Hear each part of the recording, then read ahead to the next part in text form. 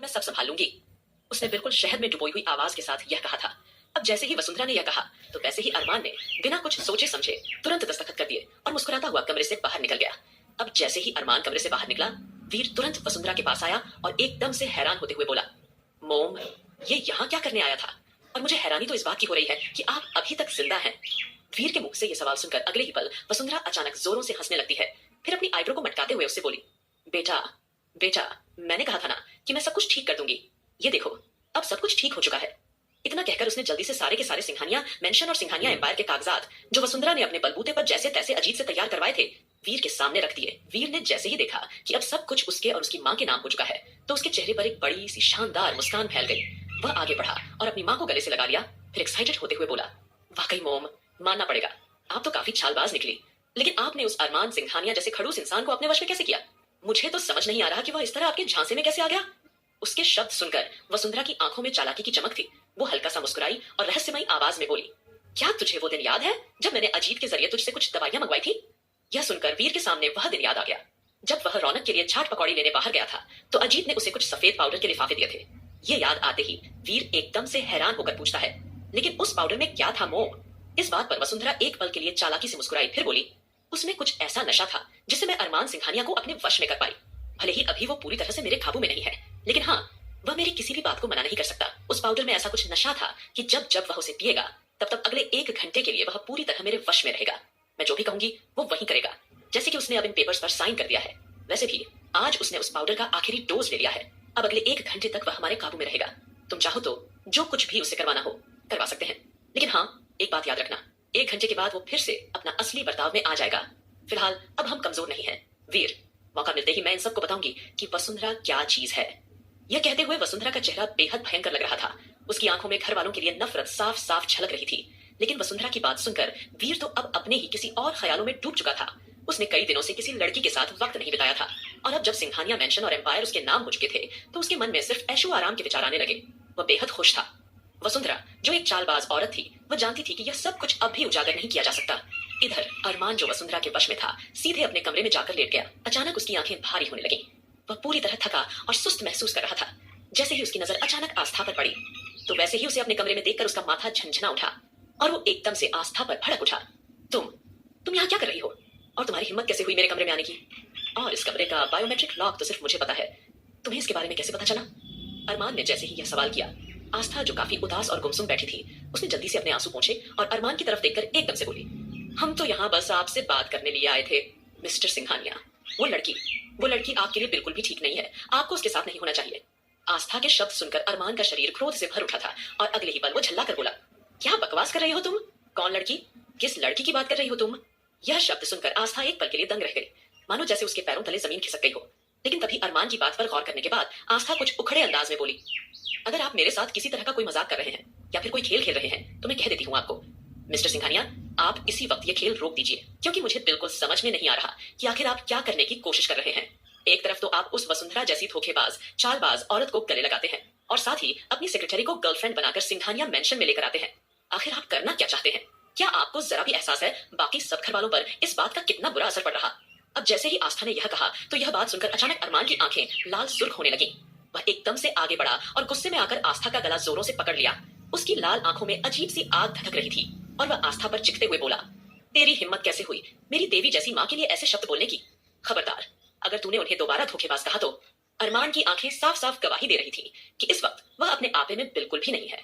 अब अरमान की आंखों में नफरत देखकर आस्था की आंखें जैसे बाहर निकलने को थी।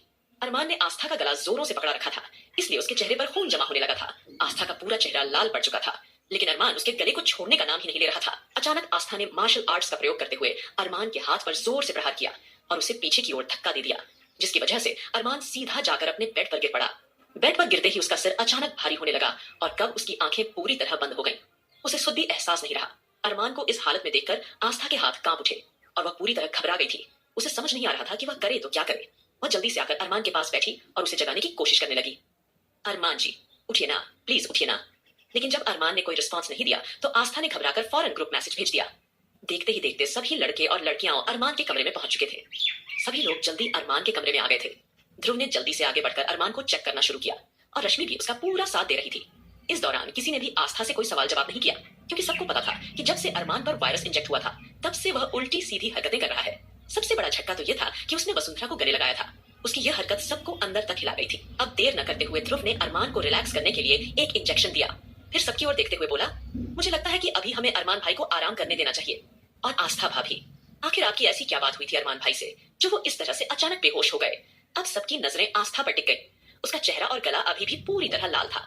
अरमान की उंगलियों के निशान उसके गले पर साफ साफ दिखाई दे रहे थे। ध्रुव ने उस निशान को नोटिस करते ही जल्दी से पूछा, भाभी आपके साथ क्या हुआ? और ये निशान आपके गले में कैसे आए? क्या हुआ आपके साथ? आप प्लीज हमें सब कुछ साफ साफ बताइए। ये सवाल सुनते ही कमरे की हवा जैसे ठहर सी गई। सबके दिमाग में सवालों का तूफान उमड़ रहा था। आस्था ने गहरी सांस ली और अपनी आंखों से आंसू पोंछे। इसके बाद उसने शुरू से लेकर आखिर तक सारी बात बता दी। वहां मौजूद सभी लोग अचानक हुई इस घटना से सन्न रह गए थे। हर किसी के मन में यही सवाल था, आखिर अरमान को हो क्या गया है? तभी नानी माँ, दादी जी और अभिमान जी, जो बाहर से ही सब बच्चों को एक साथ कमरे में जाते हुए देख चुके थे, वो खुद को रोक नहीं पाए। अभिमान जी अंश को संभालते हुए सीधे अरमान के कमरे में पहुंचे। वहां जाकर जैसे ही उन्होंने पूरी सिचुएशन देखी और आस्था की बातें सुनी तो वे पल भर के लिए सचमुच स्तब्ध रह गए, जैसे उनके पैरों तले जमीन खिसक गई हो। वहीं नानी माँ अब तुरंत ही आहान की कमीज खींचते हुए घबराई आवाज में बोली, आहान बिटवा, तुमने जो बताया था उसका क्या नाम था उसका? मोनालिसा। वह कब तक आएगी? उसे बुला लो। हमें लग रहा है कि दामाद जी के साथ कुछ ना कुछ परेशानी है। हमें एक बार उनकी झाड़ फूंक करवा ही लेनी चाहिए। इस बार तो हमें दामाद जी पर साया वगैरह जैसा कुछ लग रहा है। अब जैसे ही नानी माँ ने यह कहा तो यह सुनकर सबकी आंखें हैरानी से बड़ी हो गईं, क्योंकि कोई भी नानी माँ की इन बातों पर यकीन करने को तैयार नहीं था। तभी आस्था तुरंत बोल पड़ी, भैया हमें भी लग रहा है कि कुछ ना कुछ तो गड़बड़ जरूर है, क्योंकि अरमान जी पहले पूरी तरह से शांत थे, लेकिन जैसे ही हमने उनके सामने वसुंधरा के बारे में बातें करना शुरू किया, अचानक से उनके एक्सप्रेशन पूरी तरह से बदल गए। मैं समझ नहीं पा रही हूँ कि आखिर उनके साथ हो क्या रहा है। जरूर कुछ ना कुछ तो ऐसा हुआ है जो हमारी नजरों से पूरी तरह छिपा हुआ है। अगर नानी माँ कह रही हैं कि उनके साथ कोई प्रॉब्लम है तो हमें भी तसल्ली करवा लेनी चाहिए और किसी न किसी को बुलाकर उनकी झाड़ फूंक करवा देनी चाहिए। अब भूत प्रेत और आस्था के मुंह से निकली हुई बातें सुनकर सभी लोग ने कंफ्यूजन से अपनी आंखें चौड़ी कर ली। वहीं लड़कियां तो हैरान थीं। राधिका, रश्मि और वंशिका, ये तीनों इस बात पर यकीन नहीं कर पा रही थीं। लेकिन रौनक को लगा कि नानी माँ जो कुछ कह रही हैं वह बिल्कुल ठीक कह रही हैं, क्योंकि रौनक नानी माँ के साथ सबसे ज्यादा वक्त बिताया करती थी। जब बाकी सब अपने अपने काम से बाहर निकल जाते थे तो रौनक और नानी माँ दोनों ढेर सारी बातें किया करती थीं। और बातों ही बातों में जब नानी माँ अपने गांव के पिशाच के किस्से सुनाया करती थीं तो रौनक बड़ी ही दिलचस्पी के साथ सारी कहानियां सुना करती थी। इसीलिए अब रौनक ने नानी माँ की बात से सहमति जताई। हाँ हाँ, हमें अब देर नहीं करनी चाहिए, हमें जरूर किसी न किसी को बुला लेना चाहिए। तब अहान जल्दी से बोला, मैं जाकर अभी उनसे अपॉइंटमेंट लेता हूँ। मैं अभी उनसे यहाँ आने के लिए कह देता हूँ। देखना वह लेडी तांत्रिक जल्दी ही यहाँ आ जाएंगी। यह बोलकर वह तुरंत बाहर की ओर भागा। वहीं आकाश, सुमित, ध्रुव, रश्मि, राधिका और वंशिका सभी आपस में एक दूसरे को परेशान होकर देख रहे थे। इस वक्त किसी का भी दिमाग ठीक से काम नहीं कर रहा था, इसलिए उन लोगों ने जो कुछ हो रहा था होने दिया और किसी को भी रोकने की कोशिश नहीं की। वहीं दूसरी ओर वसुंधरा आज पूरी तरह से फॉर्म में थी। इतना ही नहीं, उसने आज खुद को अच्छी तरह से सजने संवारने का फैसला किया। इसलिए उसने एक महंगी साड़ी चुनी जो दादाजी ने उसे पहले ही दी थी।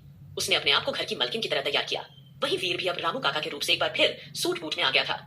जब से उसकी माँ ने उसे वह कागजात दिखाए थे जो यह गवाही दे रहे थे कि अब वे लोग इस घर के नौकर नहीं रहे, इसलिए वह दोनों पूरी तरह से तैयार थे इस घर के लोगों पर राज करने के लिए।